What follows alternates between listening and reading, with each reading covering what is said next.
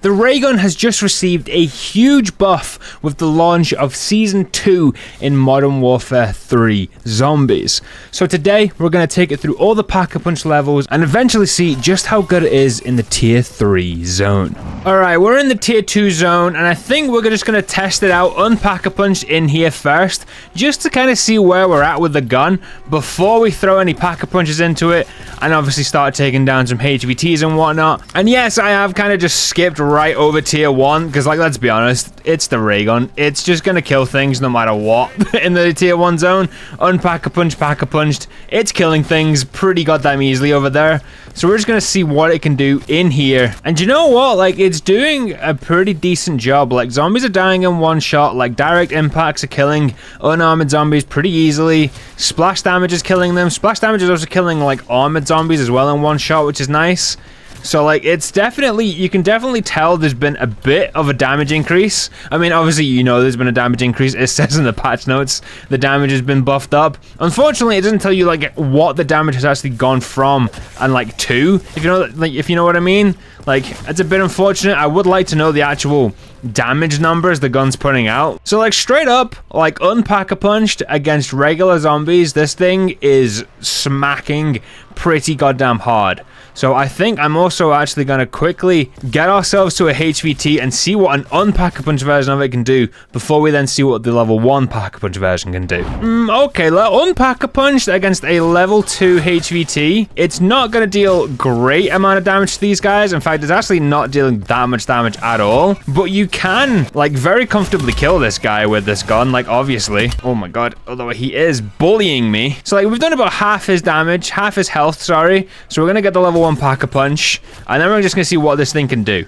And immediately I can already tell the level 1 pack-a-punch really hasn't done a whole lot to increase the damage. But from no pack-a-punch to level 1 pack-a-punch, against the HVT at least, seemingly did no difference. So that's a little bit worrying. Hopefully it's nothing to be too worried about, if you know what I'm saying. However, one thing I will say is level 1 pack-a-punch against regular zombies, no matter what, they are all dying in the Tier 2 zone in one shot. Actually, not even one shot. Okay, so armored zombies, direct hits won't kill them, but splash damage hits will kill them in one shot. But, like, it's actually not doing a bad job at its current level state. Although one thing I will say that I have noticed is PhD doesn't seem to be working with the gun. Now, I don't know what's going on there, you know, like, splash damage is hurting me, as you can see, and I've got PhD active. So I don't know whether that's, like, a change they've made, or if PhD's bugged, because I also noticed PhD's not protecting me from fire, from, like, hellhounds and whatnot. So I think I'm gonna go as far as saying PhD's probably a bit broken right now. Okay, before we get to that level 2 pack-a-punch, I do just want to see again just how much damage we're doing at level 1 pack-a-punch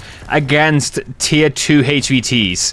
And against the Disciple, okay, against the Disciple this time, it's doing considerably more damage than what it was against the Mimic. Oh yeah, it's doing way more damage this time to this guy. So that actually has me a lot more hopeful that when we do get to that level 2 pack-a-punch and later on level 3, this is actually going to be a very viable gun for taking down Mega Abominations and also HVTs in the Tier 3 zone. Oh yeah, like, it's actually, it's not like, obviously it's not killing them like rapidly or anything at level 1 pack-a-punch, but it is doing a decent enough job. Ow. It's also doing a decent enough job at getting me killed because PhD doesn't work.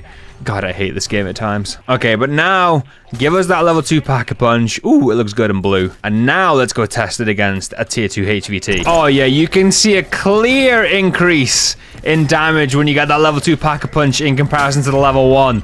God damn. The Raygun might actually have a bit of juice in it this time around. That's actually doing a lot better than what I remember it was. I mean, I'm not gonna sit here and pretend like I used the Raygun loads before the buff, but, like, I will say it's definitely performing better than what I remember it doing.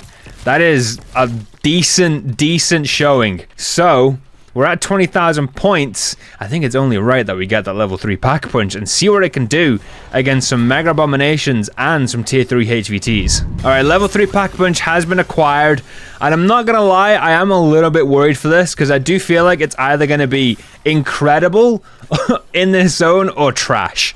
And I have already heard from a few people saying that, like, it's not a one-shot in the tier 3 zone, and I am seeing that. Direct impacts aren't one-shotting, splash damage isn't one-shotting, so it is a 2-shot to regular zombies in the tier 3 zone, which I'm not, like, overly annoyed with that. It would be nice if it was a one-shot to at least, like, unarmored zombies. That would be great if it was a one-shot to those guys and maybe a 2-shot to the armored. But I'm not gonna sit here and, like, moan over it not being a one-shot, because it's still pretty decent. You're still clearing out pretty large crowds of zombies, like, effortlessly. I just really wish PhD was working, for God's sake. Okay, but this is the real test. Mega Abomination versus buffed Raygun. How good or bad are we here? All right, let's get a quick little reload. Hopefully I can get a couple of shots in here. And it's... I can't tell. His health bar has disappeared. That's great. It's okay. It's not dealing great damage to the Mega Abomination, I'm not gonna lie. But it's not dealing, like, awful damage. You know? Like, it's probably on par with, like, just an average kind of gun. Like, it's very good against tier 3 elites, though, I will say that. Very strong against those guys. And I mean, like, the A-bomb is taking good damage. Like, you're gonna kill them, like, pretty effortlessly, don't get me wrong. But, like, it could be better. It could always be better. Yeah, I still, even, like, when you've got the chance to shoot them in their weak spot, I still don't think this is a gun, like, I would willingly take over, like, the Lockwood, or the Tier, or the FAMAS, or, like, any of just, like, the other really good guns in the game. Like, you're definitely still gonna do more damage with those weapons than you are this, which is a little unfortunate. Kinda wish the Raygun just was, like, one of the best guns in the game, but unfortunately, I don't think we're ever gonna get there. And we do finally get the Abomination down, and I got myself a little epic tool, which I don't mind. Like, it's okay. It's nothing incredible. It's very good at taking down regular zombies. I'll give it its flowers there. But Abominations, and I assume, you know, HVTs in the tier 3 zone, it's just going to be very average. There's only one way to find out, and that's actually to go and fight a HVT in the tier 3 zone. Okay, Mr. HVT Mega Abomination, let's see what we can do against you.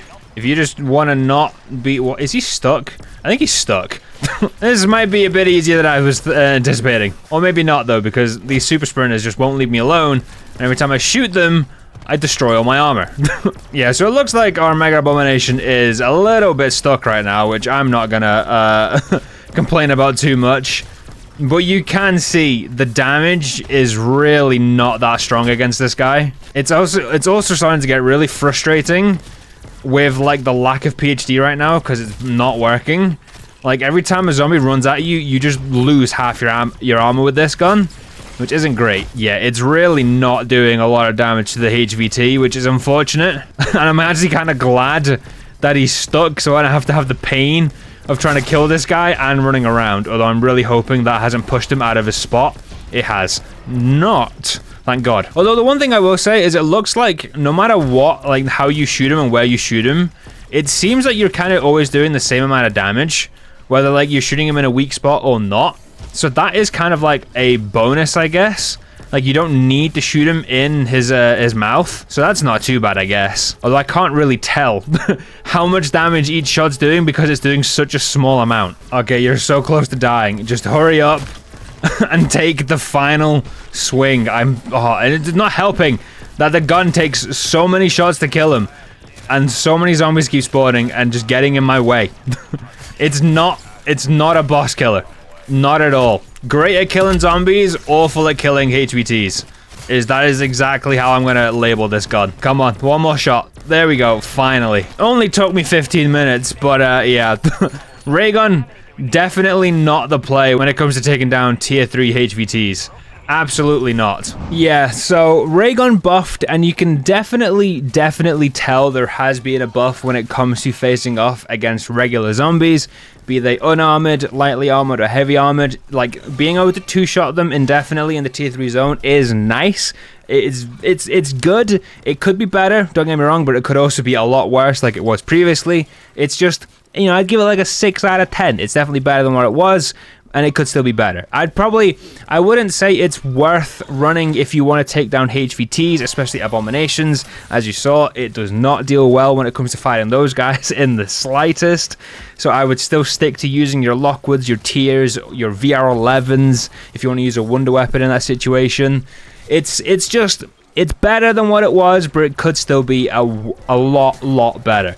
I also wouldn't say it's worth running by itself like I was. As you can see, when there's a big crowd, obviously with the lack of PC right now, it makes things a lot harder because self-inflicted splash damage is just going to do so much damage to you. But if you run it with another gun, it could obviously be a lot better. I'd still say it's probably just not worth running right now. Like, wait until PAC's fixed, then maybe give it a shot. Maybe it'll be better. Maybe it'll be just as average. I don't know. It's just, Raygun's buffed, but honestly, I still don't think anyone's going to use this thing. I probably won't use it again after that. And it's a little disappointing because I do feel like the Raygun just, it deserves its flowers. And one day we will get Cold War launch Raygun back, and I will be a very, very happy human. But until then, my name has been Satch. Thank you so much for watching, and as always, I'll see you in the next one.